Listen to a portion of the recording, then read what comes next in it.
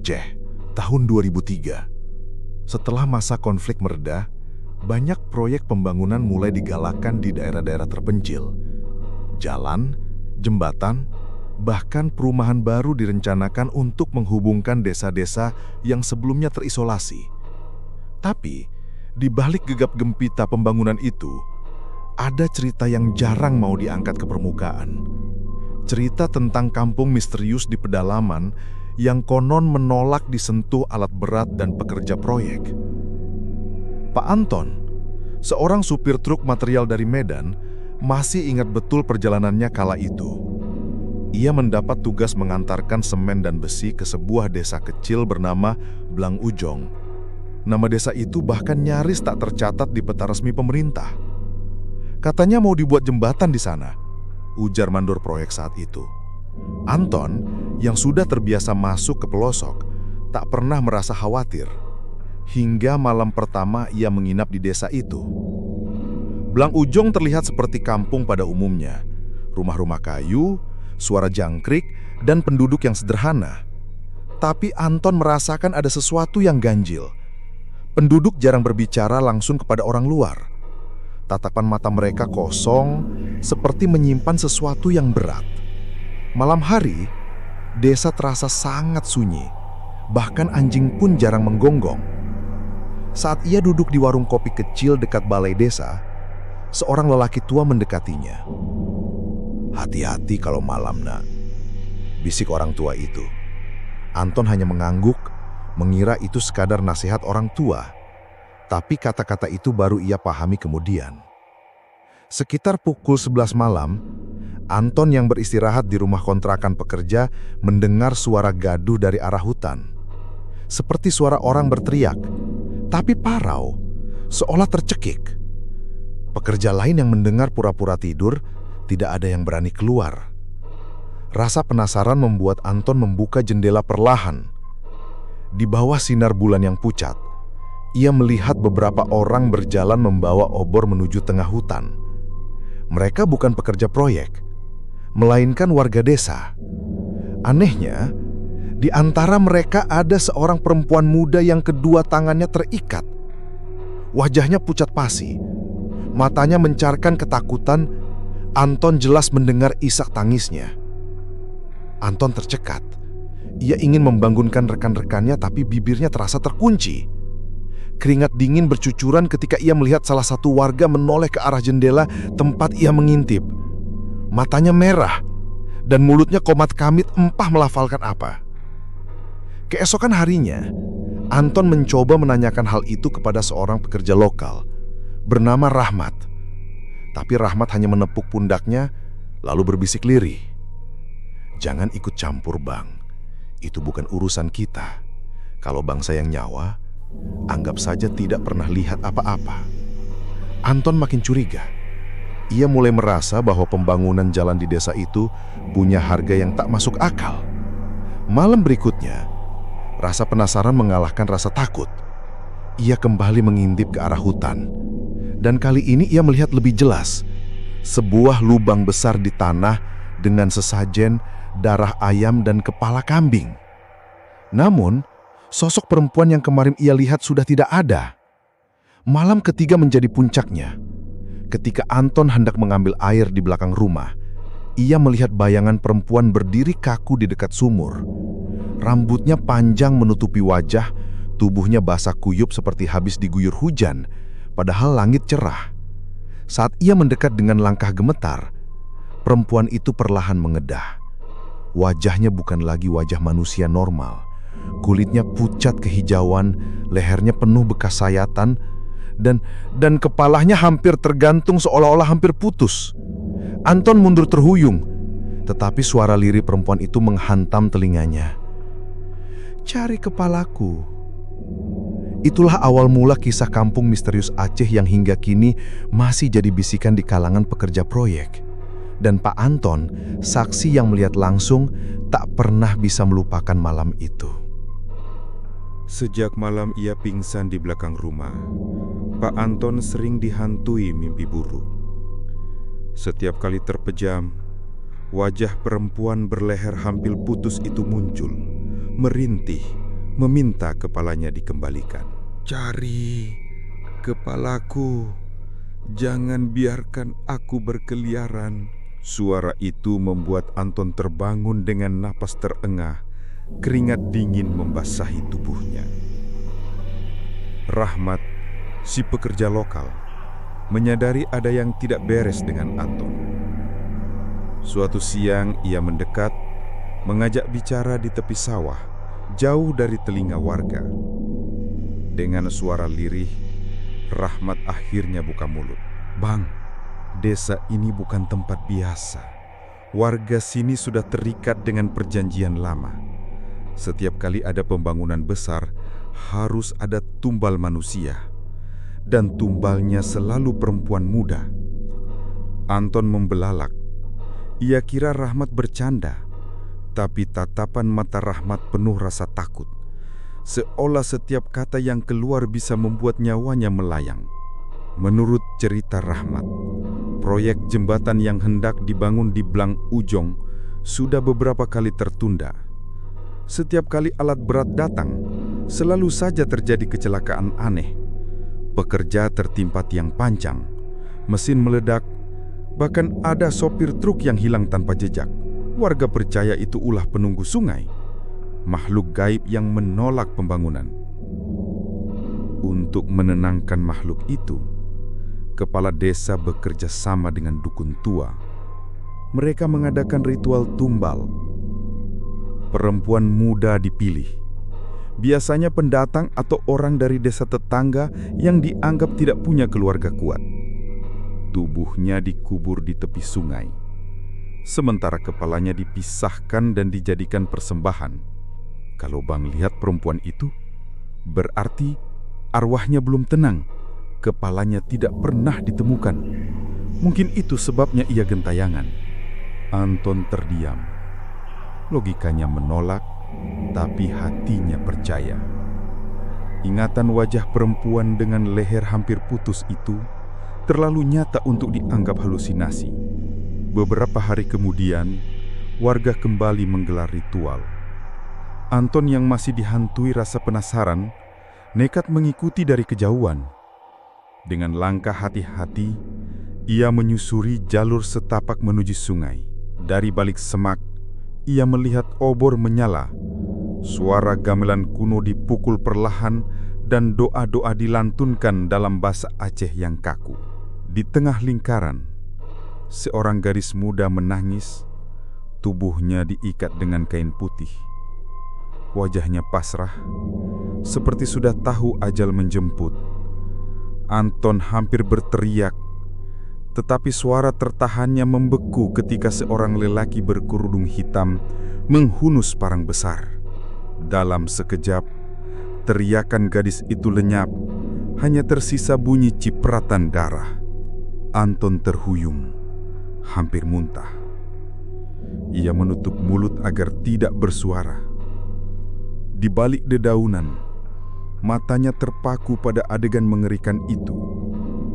Tubuh gadis dikubur di lubang dangkal, sementara kepalanya di bawah entah kemana oleh kepala desa. Sejak malam itu Anton tak bisa tenang. Dimanapun ia berada, ia merasa diikuti.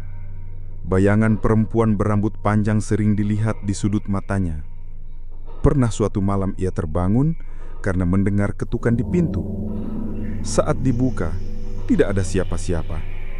Hanya tanah basah berceceran seperti bekas kaki yang baru keluar dari kubur. Puncaknya terjadi ketika ia hendak pulang membawa truk kosong. Di tengah jalan, mesin truk tiba-tiba mati. Lampu padam, hanya suara jangkrik yang terdengar. Dari kaca spion, Anton melihat seorang perempuan berdiri di bak belakang truk. Rambutnya menutupi wajah, tapi darah menetes dari leher yang hampir terputus.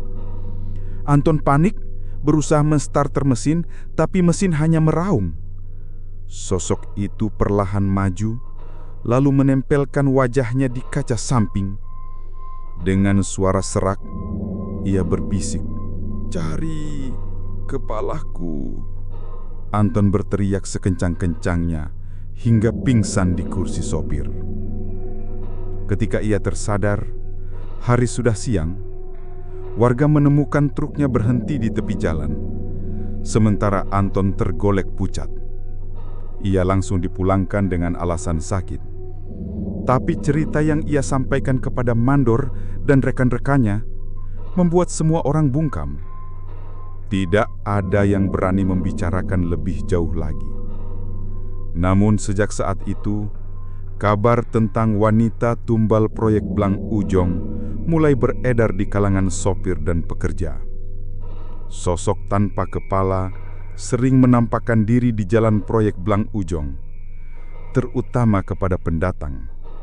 Dan Pak Anton menjadi salah satu saksi paling kuat yang masih hidup untuk menceritakan kejadian itu. Setelah kembali ke Medan, Pak Anton tidak pernah bisa tidur nyenyak. Setiap malam ia bermimpi hal yang sama. Perempuan berleher hampir putus itu berjalan mendekat sambil menangis meminta kepalanya. "Tolong, aku Raina!" Begitu suara lirih yang terdengar di telinganya. Nama itu, Raina, terus menghantui pikiran Anton. Ia merasa harus mencari tahu siapa sebenarnya perempuan itu. Dengan keberanian yang bercampur rasa bersalah, ia kembali ke Blang Ujong, pura-pura hendak mengantar material lagi. Sesampainya di desa, Anton menemui Rahmat, satu-satunya orang yang ia percaya. Awalnya Rahmat menolak bicara, takut keselamatannya terancam. Tapi setelah Anton mendesaknya, Rahmat akhirnya membuka rahasia yang lebih gelap. Raina itu orang kampung sebelah Bang. Umurnya baru 20. Dia diculik malam hari waktu lagi menimba air di sumur. Keluarganya sudah cari kemana-mana, tapi kepala desa bilang dia pergi merantau. Padahal dia yang jadi tumbal terakhir. Anton merinding mendengarnya. Jadi benar, nama yang muncul di mimpinya bukan kebetulan. Arwah Raina mencari orang luar untuk membalaskan dendamnya. Karena warga desa sendiri sudah terikat sumpah tidak boleh membocorkan rahasia. Ada satu hal yang membuat Anton makin ketakutan. Kepala Raina tidak pernah ditemukan. Rahmat mengatakan setiap kali ritual tumbal, kepala korban dibuang ke sungai sebagai persembahan. Tapi kali ini berbeda. Kepala Raina entah hilang kemana. Sejak itu, proyek selalu gagal, Bang, bisik Rahmat. Mesin rusak, orang celaka, bahkan ada yang mati mendadak. Warga yakin karena kepala Raina belum diterima oleh penunggu sungai. Arwahnya jadi gentayangan mencari kepalanya. Anton tercekat. Ingatan wajah Raina yang menempel di kaca truk kembali terbayang jelas. "Cari kepalaku!" Kalimat itu kini terasa masuk akal. Ia benar-benar mencari potongan tubuhnya yang hilang. Suatu malam, Anton kembali bermalam di kontrakan pekerja. Sekitar pukul 2 dini hari, suara ketukan terdengar dari pintu. Pelan, teratur, seakan-akan seseorang sedang memanggil.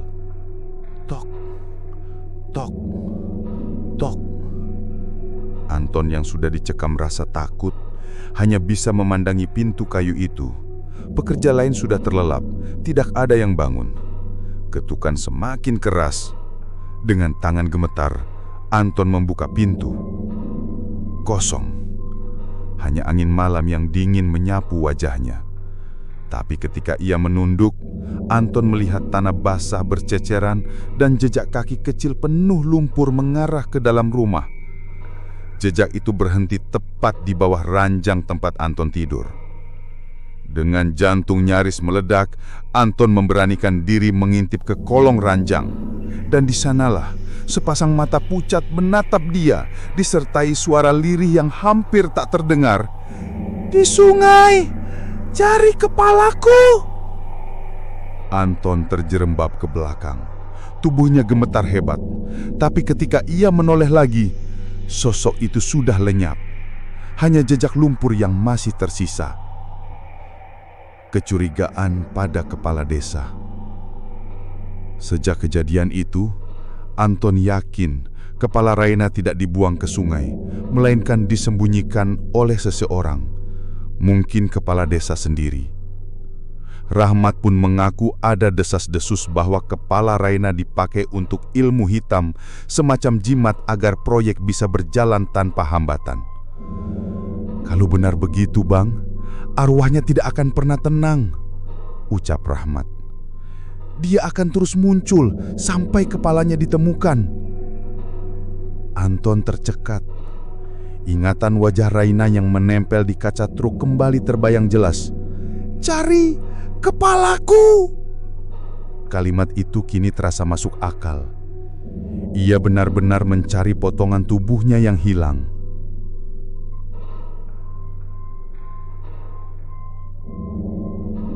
Malam itu, Pak Anton tidak bisa tidur. Kata-kata arwah Raina terus terngiang di telinganya. "Besok malam, ikut aku ke sungai." Seakan ada kekuatan yang memaksa, ia pun bersiap. Dengan senter kecil dan keberanian yang setengah mati, Anton berjalan sendirian menyusuri jalan setapak menuju sungai yang dipercaya sebagai tempat ritual. Udara malam terasa lebih dingin dari biasanya. Suara jangkrik seakan lenyap, digantikan oleh bisikan angin yang berat. Di kejauhan, Anton melihat cahaya obor. Sekelompok orang berkumpul di tepi sungai. Warga desa, dipimpin kepala desa sendiri. Mereka mengelilingi sesuatu yang ditutupi kain putih. Anton berjongkok di balik semak, menahan napas. Ia mendengar doa-doa aneh dalam bahasa Aceh kuno. Keringat dingin membasahi tubuhnya ketika kain putih itu dibuka. Di bawahnya ada sebuah kotak kayu berlumuran darah. Dan di dalam kotak itu, sesuatu yang membuat Anton hampir menjerit. Sebuah kepala manusia, wajahnya hancur tapi jelas-jelas milik Raina. Kepala desa mengangkat kepala itu tinggi-tinggi, lalu mencelupkannya ke air sungai. Suara gemuruh seperti badai kecil muncul meski permukaan sungai sebelumnya tenang. Warga bersorak, seolah lega karena persembahan diterima. Tapi di saat yang sama, Anton merasakan hawa dingin menusuk tulang. Mendadak angin bertiup kencang, api obor padam satu persatu. Dari arah sungai terdengar tangisan perempuan. Suara itu semakin keras, membuat semua warga pucat ketakutan. Kepala desa berusaha melanjutkan mantranya, tapi tiba-tiba air sungai memercik hebat. Dari dalamnya muncul sosok Raina, tubuh tanpa kepala dengan darah menetes deras dari leher. Warga panik berlari tunggang langgang. Kepala desa yang masih menggenggam kepala Raina menjerit. Tubuhnya seperti dicekik oleh sesuatu yang tak terlihat. Anton hanya bisa membeku menyaksikan kepala itu perlahan-lahan terbang dari tangan kepala desa, lalu menyatu kembali dengan tubuh Raina. Ketika kepala dan tubuh menyatu, sosok Raina menatap lurus ke arah Anton. Matanya berkaca-kaca, wajahnya kini utuh meski masih pucat. Ia mendekat dan dengan suara lembut berbisik, "Terima kasih, kau saksi yang berani." Seketika tubuh Raina lenyap menjadi kabut tipis, meninggalkan aroma tanah basah.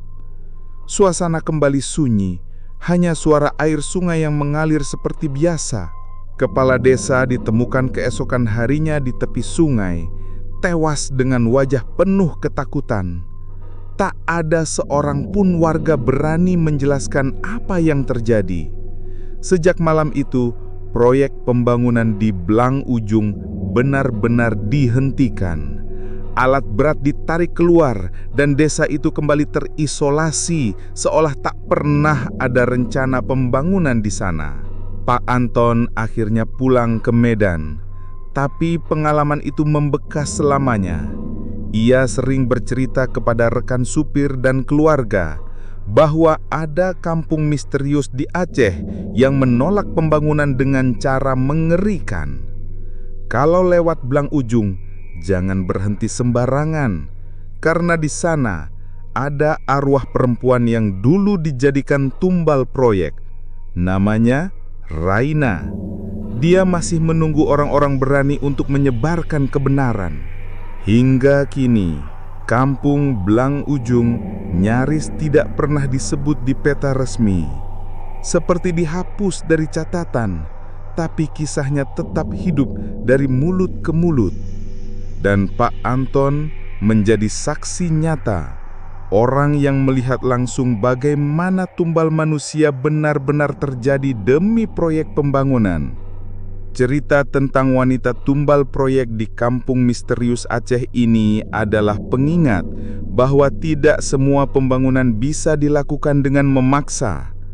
Ada tempat yang sudah memiliki penjaganya sendiri, dan ada rahasia yang lebih baik tidak diusik. Bagi Pak Anton, setiap suara ketukan di malam hari selalu membuat bulu kuduknya berdiri, karena dia tahu mungkin itu Raina yang kembali mencari kepalanya. Begitulah akhir dari kisah Kampung Misterius Aceh. Sebuah cerita tentang pembangunan yang menuntut tumbal, tentang arwah seorang perempuan bernama Raina yang kepalanya hilang, dan tentang kesaksian nyata dari Pak Anton, saksi hidup yang tak akan pernah melupakan teror itu. Sampai hari ini, Kampung Blang Ujung tetap diselimuti misteri, dan kisahnya hanya berani dibicarakan dari mulut ke mulut. Terima kasih sudah menyimak cerita ini sampai habis. Kalau kalian merasa merinding, jangan lupa tinggalkan komentar, like, dan subscribe agar tidak ketinggalan kisah horor nyata berikutnya. Kita ketemu lagi di cerita selanjutnya, tentunya hanya di Ar-Razi Story.